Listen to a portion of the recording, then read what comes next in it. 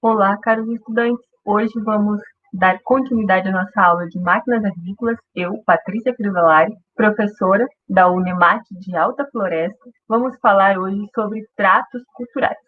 Vou compartilhar a tela com vocês. O que são os tratos culturais? São todas as atividades ou práticas que executamos no campo após o semeio e antes da colheita. Se eu semear hoje e amanhã eu fizer uma aplicação de um adubo, eu estou fazendo um trato cultural antes de colher. Se eu fizer aplicação de um dessecante, estou fazendo um trato cultural. Os tratos culturais, a grande maioria deles, são realizados por meio de uma técnica chamada aplicação de produtos fitossanitários. E por isso nós vamos dar enfoque nos pulverizadores. Quando se fala em aplicação de produtos fitossanitários, nós podemos fazer isso de forma manual, até de tração animal, mecanizada ou tratorizada, ou através da aplicação aérea. Nós temos diversas possibilidades. E quando estamos fazendo esse tipo de prática, estamos utilizando sempre produtos químicos, que geralmente é tóxico. Então precisamos tomar cuidado, porque é preciso produzir com qualidade, e isso significa dar condição da população ter alimento de boa qualidade através de práticas agrícolas adequadas e preservando o meio ambiente. Essa ideia, né, de que algumas empresas colocam de que não é possível produzir um alimento de qualidade em grande escala, sem produtos químicos, alguns falam até agrotóxicos, o termo é correto, na verdade é defensivo agrícola ou defensivo químico, né?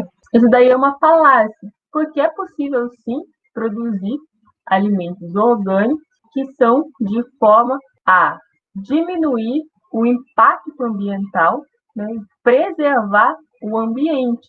Então é possível. Contudo, nós precisamos estudar como é que se faz isso, né, nos moldes em que se faz a agricultura de grande escala. E é preciso que a gente tenha muito critério, senão a gente embarca na onda e começa a falar a mesma língua dessas pessoas, dessas empresas, cujo interesse delas é apenas vender produto e não estão preocupados com o impacto ambiental, e o apelo que elas fazem é muito grande.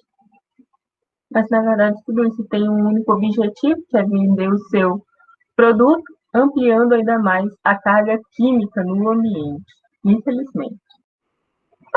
Então, quando vamos falar, né, de aplicação, nós precisamos falar sobre a tecnologia de aplicação de produtos químicos, que é o emprego de todos os conhecimentos científicos que proporcionem a correta colocação do produto biologicamente ativo no alvo, em quantidade necessária e de forma econômica, sem contaminação e respeitando o meio ambiente. Então, é possível, sim, mesmo com a produção em grande escala, aplicar produtos em quantidade adequada, sem prejudicar o meio ambiente. Não estou falando que os defensivos agrícolas aqui é contaminante. O veneno está na dose. Então, se você fizer de uma maneira correta, é a mesma coisa do que os remédios. Se você tomar o remédio na quantidade certa, você melhora. Se você tomar em excesso, você vai ter uma complicação e pode afetar o seu organismo inteiro. Outra coisa que a gente precisa entender é que a pulverização é um processo físico-mecânico de transformação de uma substância líquida em partículas ou gotas. E ainda a aplicação é a deposição de gotas sobre um alvo desejado com tamanho e densidade adequados ao objetivo proposto. Então, a pulverização se dá através de um líquido dentro de uma tubulação de alta pressão e ela passa por um orifício bem fino, né, de alta pressão, ganha uma velocidade para poder, na hora de sair da pressão alta para a pressão atmosférica, então aumenta a velocidade e essa velocidade do líquido, sendo alta, e encontra com o ar ambiente, que está com uma pressão mais baixa, e, consequentemente, ocorre um atrito muito grande entre as partículas e elas acabam se dispersando. Este é o fenômeno chamado pulverização. Para herbicidas, controle de plantas daninhas, eu não preciso de gotas pequenas, muito menos de cobertura grande. Para insetos, controle de insetos, eu preciso ter gotas menores e uma maior cobertura, um maior número de gotas por centímetro quadrado. Para controle de doenças de planta, fungos, principalmente bactérias, eu preciso de gotas muito pequenas e uma cobertura muito grande, considerando o fato que esses micro-organismos são micro, como o nome já diz. Então, eu preciso de um número muito maior de gotas e gotas bem menores, produzindo uma cobertura maior com um número de gotas bem maior por centímetro quadrado. O que é regular um pulverizador? É ajustar os componentes da máquina às características da cultura e produtos a serem utilizados. Por exemplo, o ajuste da velocidade, tipos de pontas, espaçamento entre bicos e altura da barra. E o que seria calibrar? Seria verificar a vazão das pontas, determinar o volume de aplicação e a quantidade de produto a ser colocada no tanque. Outra coisa que a gente precisa saber é que quando se fala em pulverização, deve-se ter em mente que fatores como o alvo a ser atingido, as características do produto utilizado, a máquina, o momento de aplicação e as condições ambientais não estarão agindo de forma isolada. A interação destes fatores é responsável direta pela eficácia ou ineficácia do controle. Ainda, qualquer uma dessas interações que for desconsiderada ou equacionada de forma errônea poderá ser a responsável pelo insucesso na operação. Consideramos aqui a interação produto versus pulverizador, por ser uma das que mais frequentemente causam problemas no campo. Insucesso na aplicação de um produto químico significa, além de prejuízo, porque esses produtos são caros, falta de controle, então, mais uma vez, prejuízo, e para o ambiente, o prejuízo é maior ainda, porque eu vou ter que aplicar de novo, então a carga de produto químico vai ser maior ainda. Quando eu erro o alvo, eu posso estar jogando, por exemplo, produto no ar ou diretamente no solo, e aí isso vai afetar diretamente o ambiente. Quais são os tipos de máquinas que nós utilizamos para aplicação de produtos fitossanitários? Nós temos 3 tipos básicos: as granuladoras, as polvilhadoras e aplicadores de líquido. Granuladora, o nome já diz, a aplicação de grãos. Todas as granuladoras são mais ou menos parecidas. Elas parecem com um distribuidor de adubo, porque ela joga grânulos. São os mesmos princípios, as mesmas tecnologias serão também utilizadas para essas granuladoras. As polvilhadoras são aplicadoras de pó. E os aplicadores de líquido, então mesmo que o produto seja um pó ou um grânulo, ele vai ser dissolvido em um líquido. E o líquido que nós utilizamos, que é mais barato, que é o que consegue diluir todos esses produtos, é a água. Em relação ao tamanho da gota que vai ser produzida por esse pulverizador, poderemos dividir em 3 grupos: os pulverizadores, que produzem gotas relativamente grandes, atomizadores, que produzem gotas relativamente pequenas, e os fumigadores, que produzem partículas muito pequenas. Esses são os 3 tipos utilizados na agricultura. Entre o atomizador e o fumigador, tem mais uma classe, que são os aerossóis, mas não utilizamos na agricultura. Ele é utilizado na indústria e a nível doméstico. São aqueles venenos que a gente compra, né? Aquele bico, quando a gente aperta aquelas latinhas, aquilo chama bico de aerossol. Quem são os granuladores? São essas máquinas. Então, lembra muito um distribuidor de adubo, de calcário. Então, nós não precisamos estudar, né? Já sabemos os modelos que existem. Ele tem um sistema aqui de rosca sem fim e a regulagem, elas são basicamente as mesmas.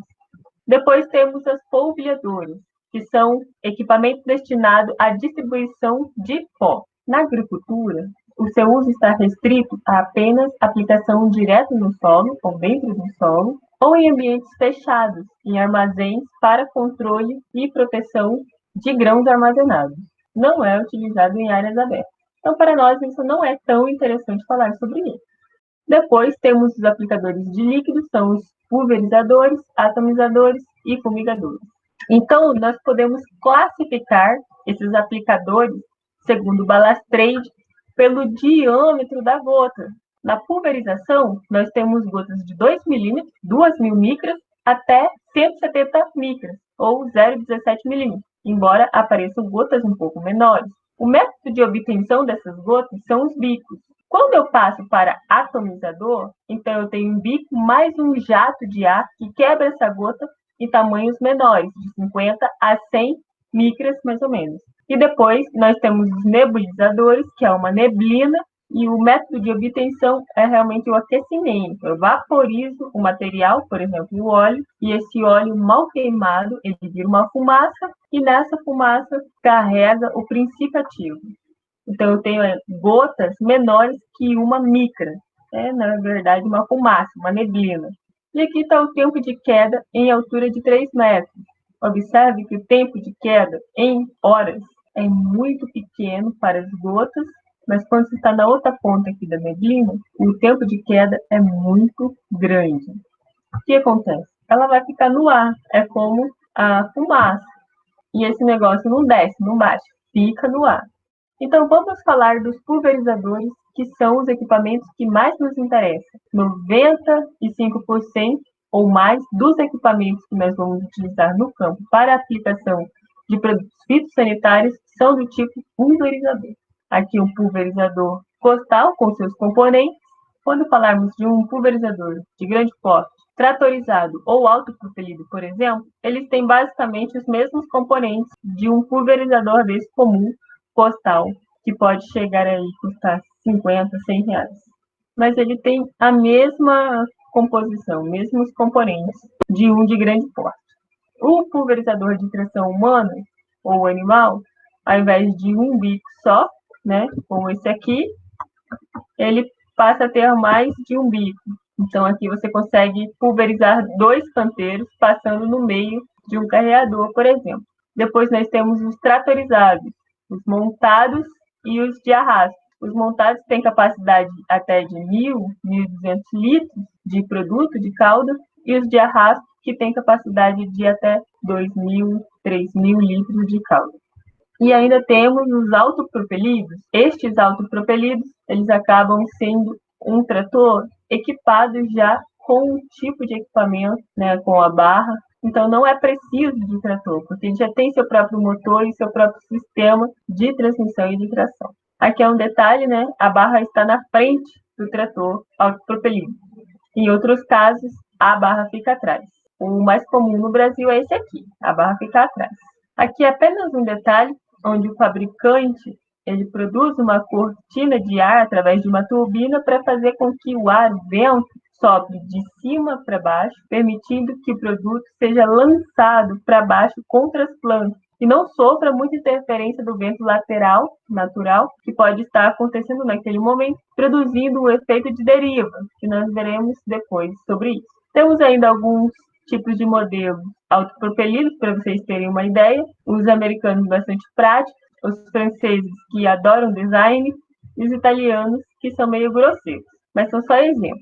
Depois nós temos os pulverizadores com indução eletrostática. O que é isso?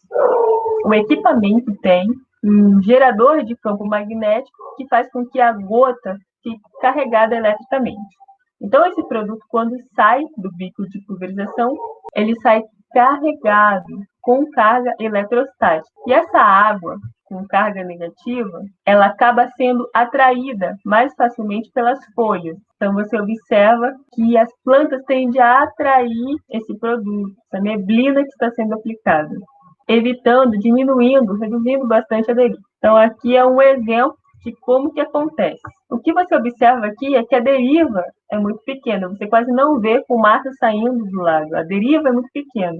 Mas o grande fato é que esse produto, ao ser dirigido para as plantas, a parte de cima da planta, ela acaba absorvendo a grande maioria desse produto. O terço médio e o terço baixeiro, né, acaba recebendo muito pouco produto. E quando se fala de tecnologia de aplicação, nós precisamos pensar no alvo.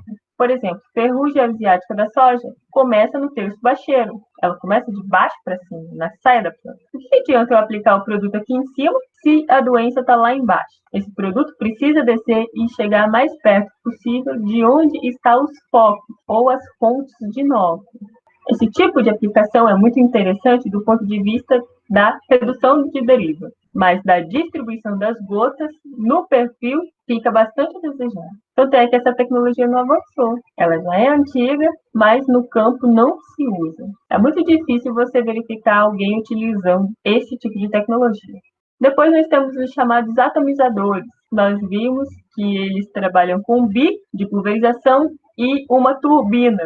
Esse motorzinho é uma turbina que vai lançar o vento, uma forte corrente de ar.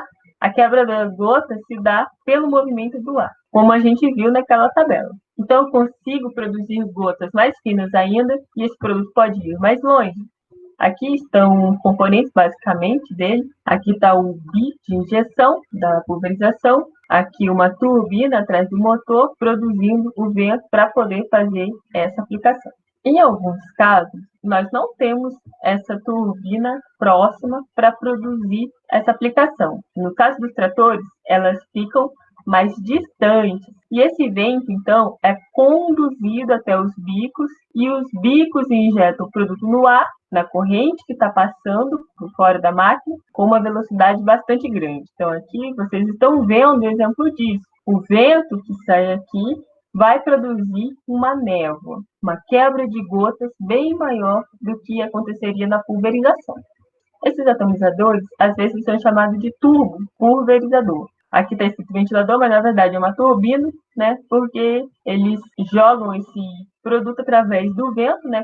Com ar, e por isso que elas podem ser chamadas de turbo pulverizador. Aqui são mais alguns exemplos, e aqui são elas trabalhando.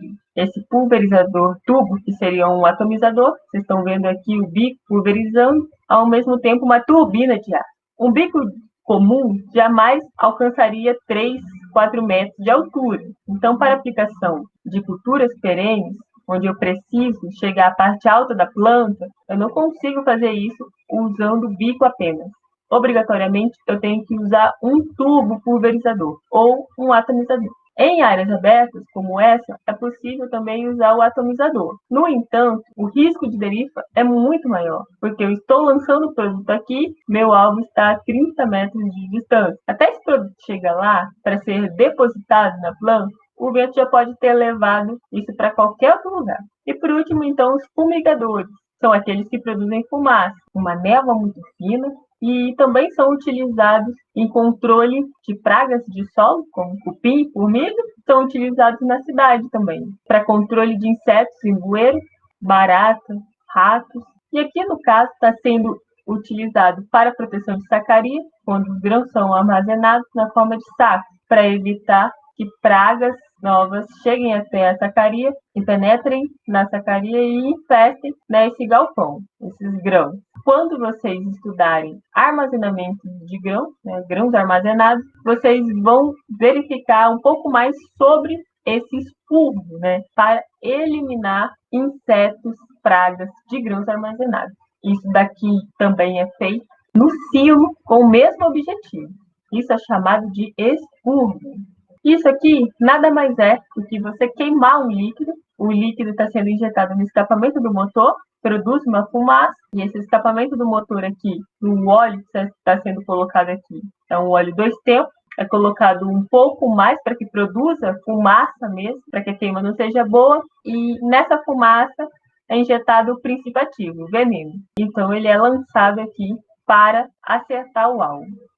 Vamos retomar os pulverizadores, porque este é o nosso foco. É o aplicador de líquidos mais utilizado na agricultura brasileira. Seguindo o esquema de partes de componentes, nós temos um reservatório. Esse reservatório tem um filtro, que é para não cair aqui inseto, folha, quando vai abastecer, então, peixe. Esse tanque, então, aqui é feita uma mistura, produto químico junto com a água, formamos o que chamamos de calda.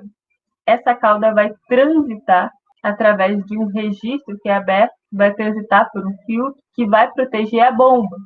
A função desse filtro é proteger a bomba, retirando partículas finas, pequenas, que podem ainda estar no líquido. Depois temos uma bomba que vai sugar esse produto e vai lançar esse produto até os bicos. Então, temos aqui a tubulação de baixa pressão e a tubulação de alta pressão. Através de um registro de retorno, eu posso fazer, por exemplo, agitador de cauda, agitar essa cauda.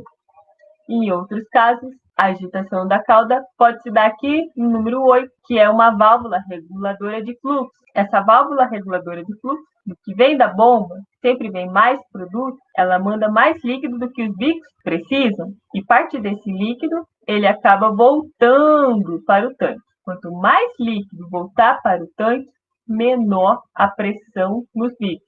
Quanto menos produto voltar, maior a pressão de serviço, pressão nesses bicos. Então, isso aqui é uma válvula reguladora de fluxo, de pressão, e o que acontece? Quando vem líquido da bomba, ela regula o quanto vai para os bicos e o quanto retorna para o tanque. Aqui no número 4, nós temos a chamada câmara de compensação, que nada mais é do que uma câmara para atenuar os impactos produzidos pela bomba, quando a bomba é de pistão.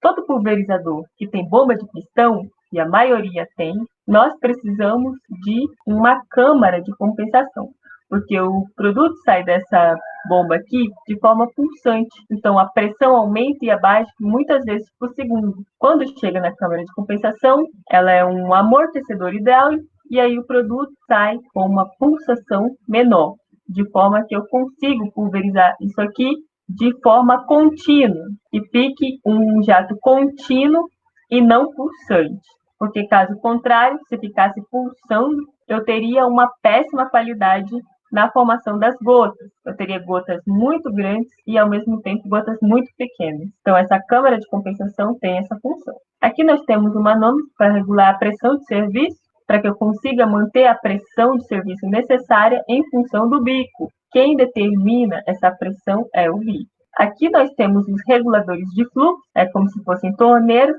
que vão abrir ou fechar as barras. Podem ser 3 no caso de trator, ou pode ser 5. Eu posso ter 3 segmentos de barra, ou posso ter 5 segmentos de barra. Uma central e uma lateral para cada lado, ou 2 laterais para cada lado. Então, isso é um pulverizador tratorizado, montado no trator. Vale lembrar que o que nos interessa, lembra da ferramenta? No caso do arado, a ferramenta era um disco. No caso do subsolador, a ferramenta era uma ponteira. E no pulverizador, quem regula ou define todo o funcionamento é o bico. Então, em função dele, que tudo mais trabalha. Os reservatórios hoje são fibra de vidro ou PVC, não se utiliza mais tanques metálicos, porque os produtos químicos que são utilizados são corrosivos. Vamos falar sobre bomba. Tipos de bombas. Nós temos a centrífuga, a de pistão e a diafragma. A centrífuga produz fluxo contínuo, contudo, não consegue ter altas vazões. As bombas de diafragma conseguem ter pressões muito altas, porém o volume é pequeno. E as bombas de pistão, ela produz uma pressão relativamente alta, volume de trabalho grande, relativamente grande, mais pulsante. Entre essas 3, a mais utilizada para pulverização são as bombas de pistão, porque nós precisamos de um volume grande, pressão alta, e a gente resolve o problema da pulsação com a câmara de compensação. Aqui está a cara de um pulverizador montado no sistema hidráulico de 3 pontos, reservatório, o filtro aqui da entrada, o comando é onde estão as válvulas que regulam o fluxo para os bicos, o manômetro para verificar a pressão, e aqui um manípulo para eu regular a pressão, fazendo com que menos líquido volte para o tanque e mais líquido vá para os bicos. Esse manômetro de pressão, ele tem um registro para abrir e fechar o manômetro. Por quê? Ele deve ser utilizado apenas no momento da aplicação. Então, eu vou regular a pressão de serviço que eu quero, aferiu-se a pressão, então eu desligo o equipamento, a pressão vai zerar e aí eu travo o manômetro, eu fecho ele. Porque se ele ficar aberto, ele vai trabalhar o tempo todo.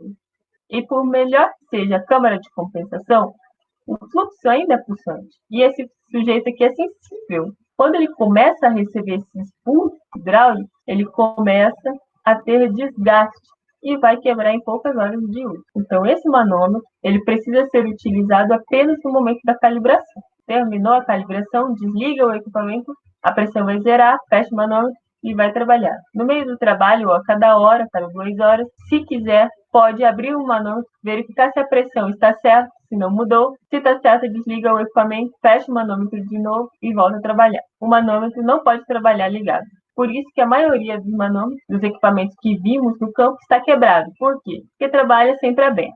O filtro, a intenção dele é que a bomba seja preservada. A bomba de pistão não pode ter impureza muito grande, ela vai ser danificada. Por isso que nós temos os filtros.